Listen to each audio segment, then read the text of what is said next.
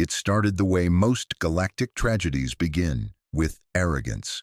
The Threx Consortium, a coalition of 6 resource-hungry alien species, had surveyed Earth for decades. They labeled it a Class 3 agricultural zone, populated by a primitive semi-organized species with limited interstellar capabilities and passive ecological behavior. Translation: they thought we were docile farmers, so when the first Threxian extraction fleet arrived in low orbit and began burning out patches of rainforest, diverting rivers and glass-blasting towns that got in their way, they did it with the casual confidence of someone stealing from a sleeping dog. What they didn't realize is that Earth doesn't sleep. The official death toll from the first wave of attacks never made it to broadcast. Entire towns were wiped out before communications could even be jammed. Satellite relays were disabled, orbital surveillance hijacked. To most of the world, it seemed like solar interference or atmospheric anomalies. But survivors knew. They told stories of bright blue beams that came down without warning, of harvesters with claws like skyscrapers tearing into rural landscapes.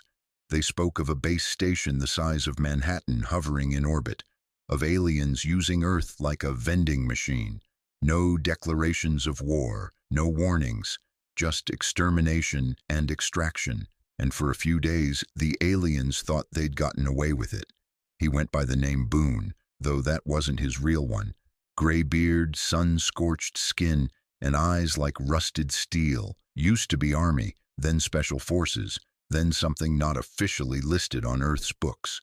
Boone had been living in a cabin up in Montana, raising goats, chopping wood, and pretending the world didn't exist, until they bombed a valley 10 miles west and left nothing behind but ash and bones. That night, Boone opened a box he hadn't touched in 20 years.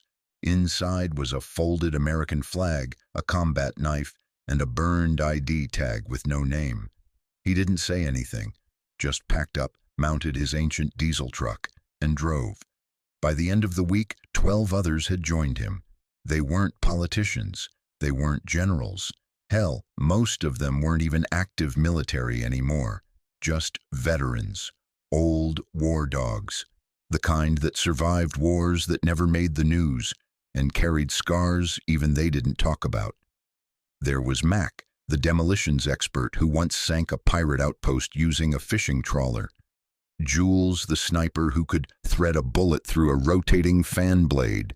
Nguyen, who never spoke more than a sentence and could rewire an alien power grid with half a battery and a paperclip. Boone looked around at them, dead serious.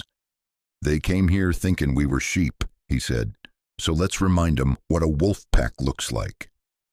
The aliens had set up a terrestrial outpost near what used to be the Appalachian Basin, a gleaming 3-story biodome with energy shields, atmospheric processing towers, and Threxian guards in bone-white armor, state-of-the-art, invulnerable, unless you knew what to look for. Mac and Boone took the North Ridge at 0300 hours, a full moon, no drones in the sky, just quiet, rolling fog and the sound of leaves crunching under boot. "We doing this the old way?" Mac asked, adjusting the satchel charge on his back. Boone chewed a piece of jerky. "Ain't no other way." What followed was 19 minutes of absolute carnage. Jules dropped the outer guards one by one from half a mile out. Zero noise, just a faint twitch and collapse. Nguyen hacked the external vents, overloading the atmosphere system and venting pressurized air into the camp with a sonic thump that left the aliens half-deaf. Boone and Mac slipped inside during the confusion and left gifts. Homemade explosives, anti-tank mines, even an old chainsaw rigged to spin loose once the internal systems were down. The dome collapsed inward at dawn, sending a shockwave that rattled windows from 3 counties away. No survivors, no trace, just a smoking crater and an old rusted sign jammed into the dirt that read, "This land is taken. Try again. See what happens." In orbit, the Threxian command base dismissed the attack as a minor native disturbance. Their spokesperson, a four-eyed, fork-tongued bureaucrat named Yarlith, assured the Galactic Council that Earth was well under control and that some resistance was to be expected from pre-FTL primitives. The Council didn't question it. Why would they? Humans were supposed to be passive agricultural bipeds, barely out of their atmosphere. No major fleet, no interstellar reach, just dirt farmers with a few leftover war toys from a century of infighting.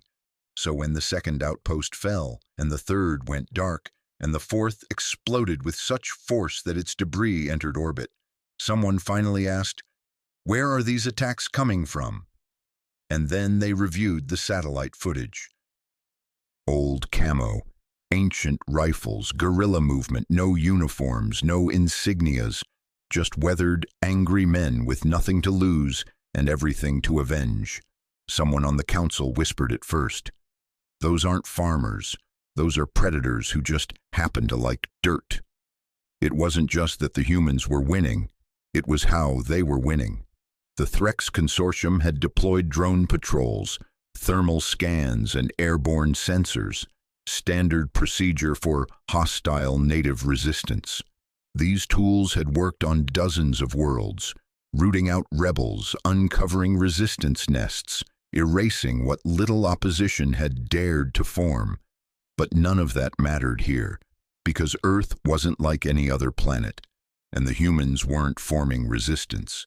They were hunting. Boone had grown up believing the world would one day forget about him, that he'd die in the dirt with nobody remembering his name or what he'd done. But now, his name didn't matter. Only the message did. They took down another outpost near Lake Kivu, this one a fortified relay tower built into the side of a cliff. It was broadcasting drone coordination signals across half the globe, keeping alien harvesters protected as they stripped the Earth bare. Boone and Nguyen hiked in at midnight. 3 miles of sheer rock, old trails, ancient sniping positions that hadn't been used since the African conflicts of the late 21st century. They used mirrored cloaks to bypass the motion sensors, mud and blood to blur thermal signatures. Ancient tricks, dirty tricks, the kind no alien textbook had ever even considered. By the time the Threxians realized they were under attack, it was too late. Nguyen had slipped into the server room through an old mining shaft the aliens hadn't even detected. He plugged in a data spike made from Earth scrap and triggered a loopback overload that fried the entire network in under 6 seconds. Boone lit the charges on the support beams. They walked away as the tower toppled into the lake, a massive geyser of water and flame shooting into the sky. No warning, no demands, no survivors. Commander Vreltok, a 6-limbed, spike-armored Threxian war tactician with 2 PhDs in xeno-combat strategy, reviewed the last 3 weeks of Earthside losses with a tightening twitch in his mandibles. "This is not resistance," he growled, eyes glowing under the harsh lighting of the command sphere. "This is targeted elimination. Each attack is surgical, calculated, coordinated." His lieutenant, a younger, paler officer named Reckel, was clearly nervous.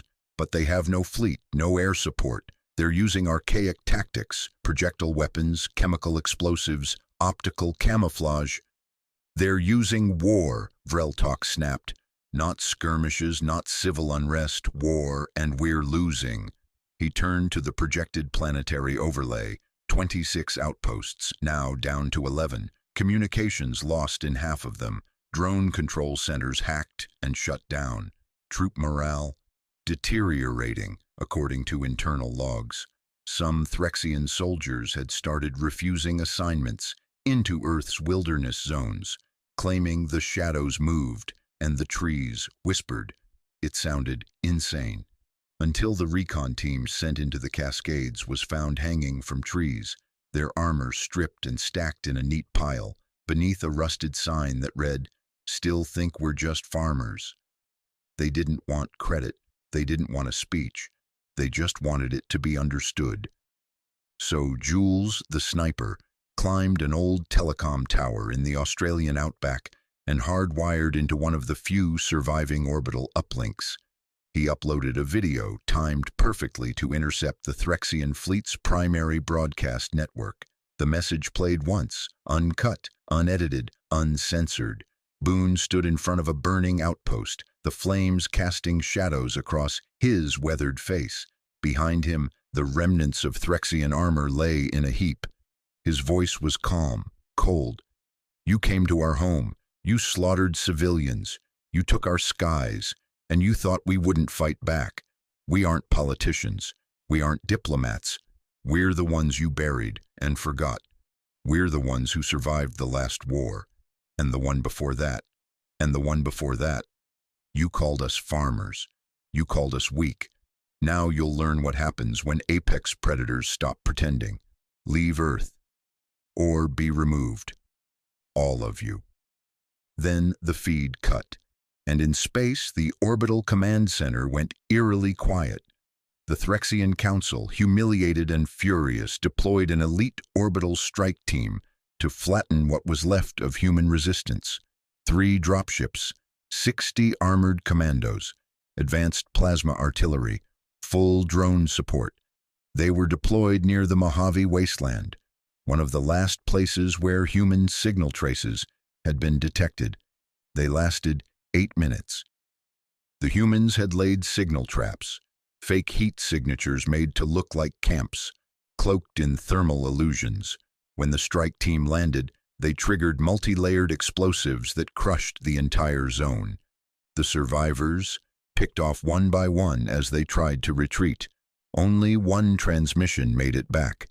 They don't hide. They wait. And when they strike, it's not war, it's annihilation. The Threx Consortium's arrogance had finally cracked.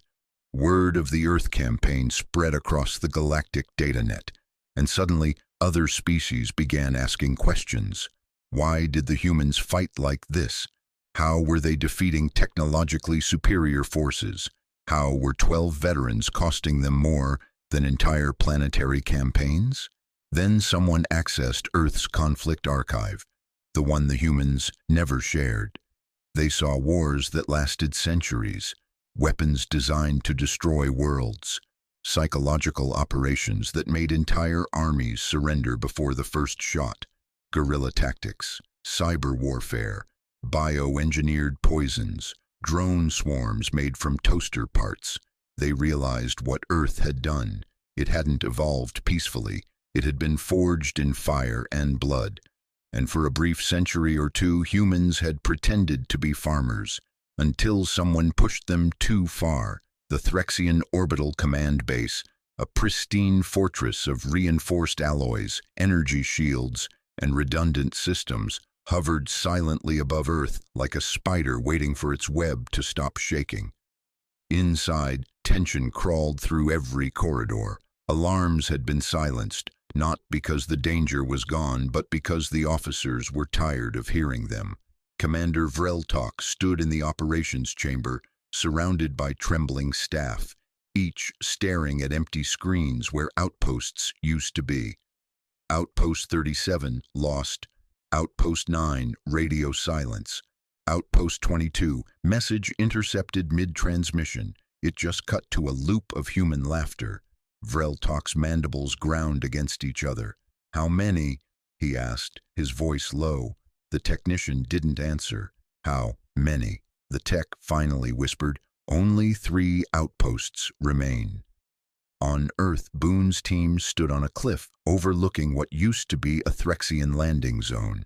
Now it was a smoldering pile of debris, slag, and melted steel. They had one target left, the orbital station, floating above them like an arrogant god, untouchable, until now. Inside Boone's pack was a device older than any of them, a Cold War relic, modified over the years with alien scrap and pure spite, a kinetic strike pod designed to launch from atmosphere and hit with the force of a tactical warhead, if you had the right uplink. Nguyen had just finished hacking into an abandoned satellite to provide targeting. The old thing was barely holding orbit, but it was enough. Boone looked at his squad. "No speeches," he said. "Good," said Jules, checking his rifle. "Hate speeches." Nguyen nodded. Mac grinned. "One last barbecue." Boone smiled, grim and hard. "Let's cook." They launched the strike pod using the broken rail of an old suborbital mag cannon. They had no real launcher, no computers, just gravity, calculations done on paper, and Nguyen's ability to see math like it was poetry. The Threxian orbital base picked up the object too late. It wasn't giving off any known energy signature. It had no propulsion. It was just falling, which is why it bypassed every automated defense system. By the time they identified it, the strike pod had already pierced the outer shield layer, like a spear through glass. Inside the command chamber, Commander Vreltok looked up and saw a single line of fire coming down from the heavens. "Impact trajectory, direct core breach," shouted a technician. The commander stepped forward in silence, resigned. "Farmers," he whispered. Then the world went white. An hour later, every galactic relay received the same signal. It wasn't encrypted, it wasn't official, it was intentional. The screen flickered to show Boone standing in front of a scorched patch of Earth under a broken satellite dish. Behind him, the sky was clear. No more orbiting ships, just stars. His voice was even, measured. "To the galaxy, you thought we were quiet because we were weak. You thought we were peaceful because we had to be. You thought Earth was easy prey. You were wrong. You forgot something simple. Predators don't roar all the time. Sometimes they wait, watch, and then they end you. Don't come back. Don't test us again. This was a warning, and we only give one." Then the feed cut to black. In the Galactic Council, silence reigned. No one spoke. Not the Virex swarm, not the Relani scientists, not the Grunash warriors. Even the Kator, who had once claimed humanity wasn't worth diplomatic recognition, were silent. A single delegate from the Syrinx assembly stood slowly. "They pretended," she said, voice soft. "They pretended to be peaceful, and we believed it." Another delegate, a historian, spoke next. "No," he corrected. "They weren't pretending. They were trying to be better." He looked around the chamber, "and we didn't let them." Back on Earth, the veterans didn't celebrate. There were no parades, no medals, just boiled coffee, silence, and the ghosts of everyone they couldn't save. Boone sat on his cabin porch again, same place he started. The land around him had scars now, but he was home. A transmission pinged. It was from Earth Command. "Boone, you did it. The Council wants talks. Peace." He didn't respond. Instead, he sipped his coffee, squinted at the sky, and muttered, "Next time they'll remember what we really are." For the first time in galactic history, no one wanted to be near Earth. Not a trade envoy, not a scout, not even a pirate. The orbital silence was almost sacred. Satellite traffic plummeted. Navigation A. I rerouted starships without being asked. Hyperlanes twisted subtly to avoid Sol entirely. On the Universal Threat Index, Earth was quietly reclassified from cautionary species to strategic red-level hostile. No declaration, no trial, just one collective decision: leave them alone. In the Galactic Council Assembly, a massive chamber orbiting neutral space, the aftermath was playing out in whispered panic.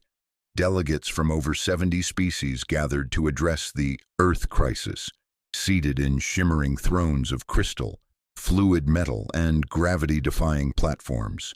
The Kavari ambassador, eyes like molten silver, spoke first.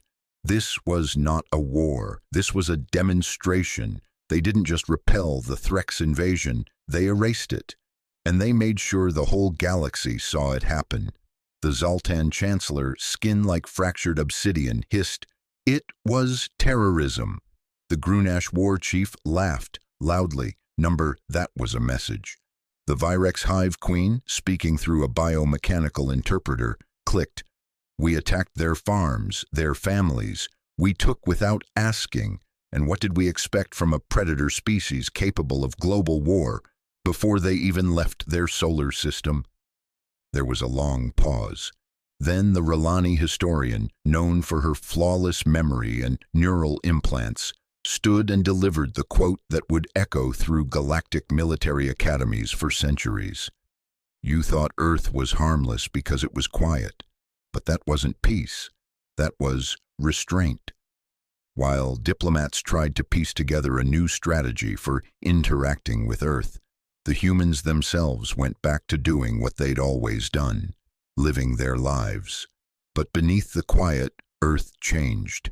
Governments began allocating budget back into Black Ops divisions.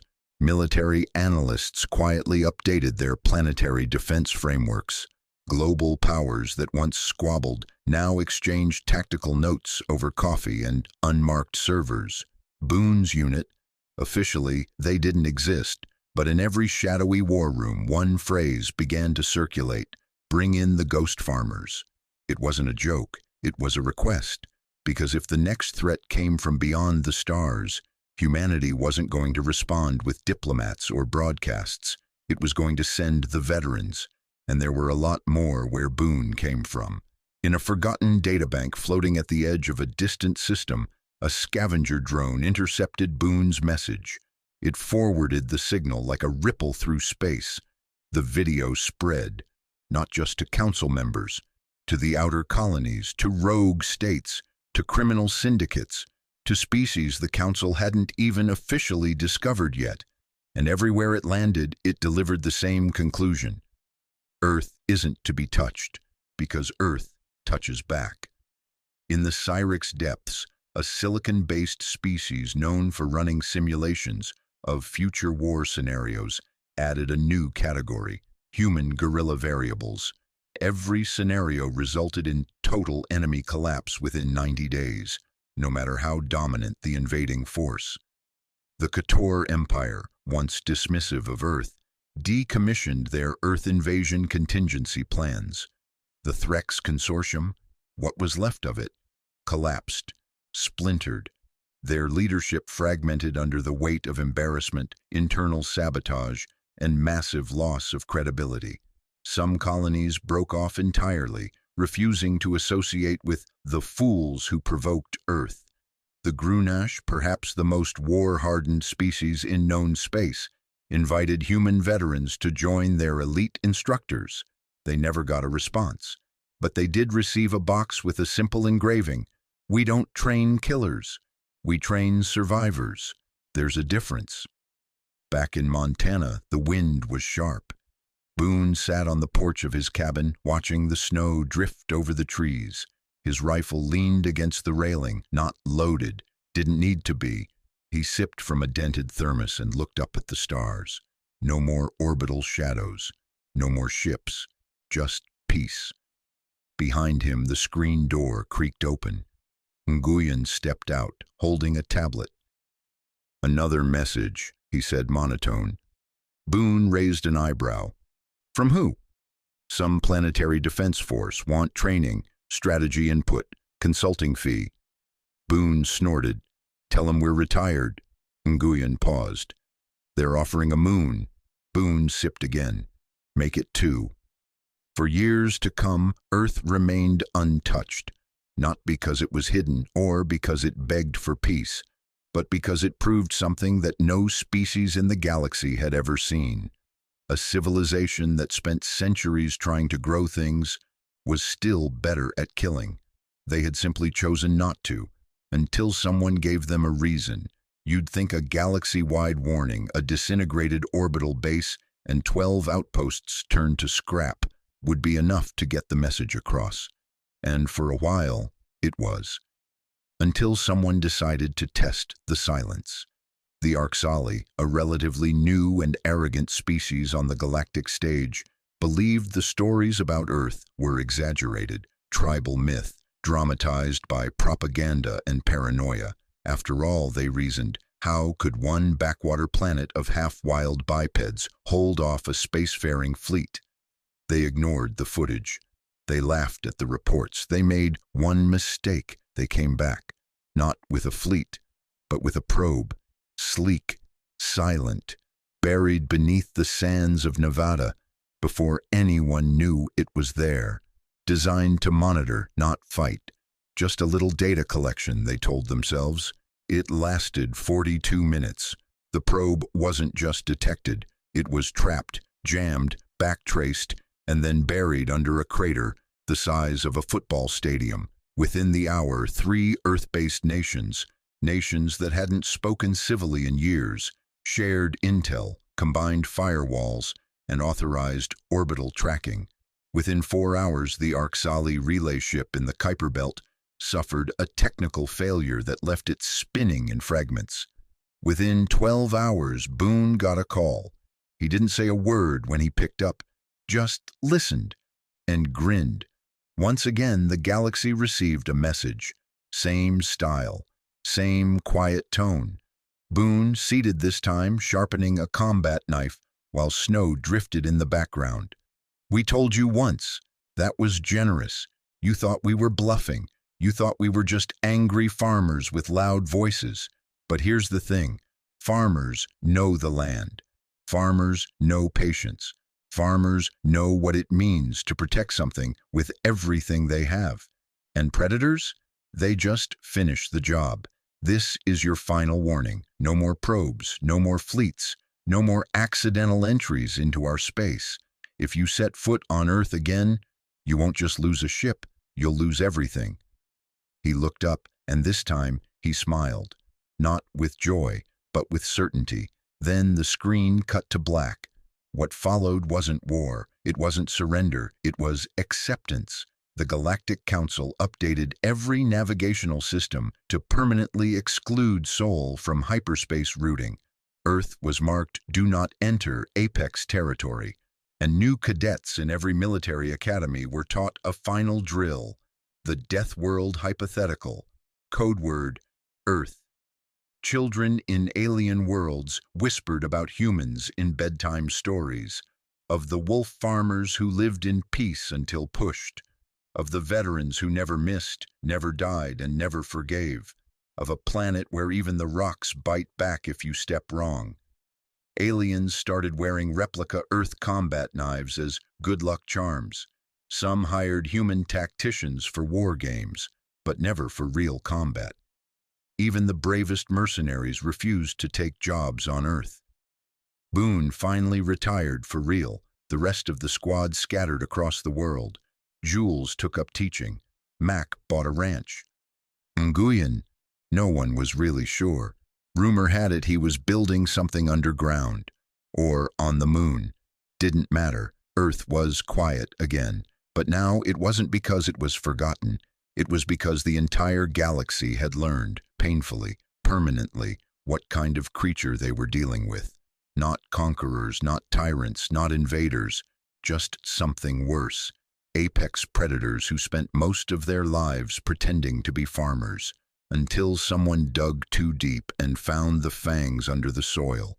On a monument floating just outside Earth's orbit, where the old Threxian base used to be, there now sits a single satellite. It transmits one message in every known galactic language, 24/7. It reads, "Earth is not prey. Earth is not peaceful. Earth is patient, and it never forgets."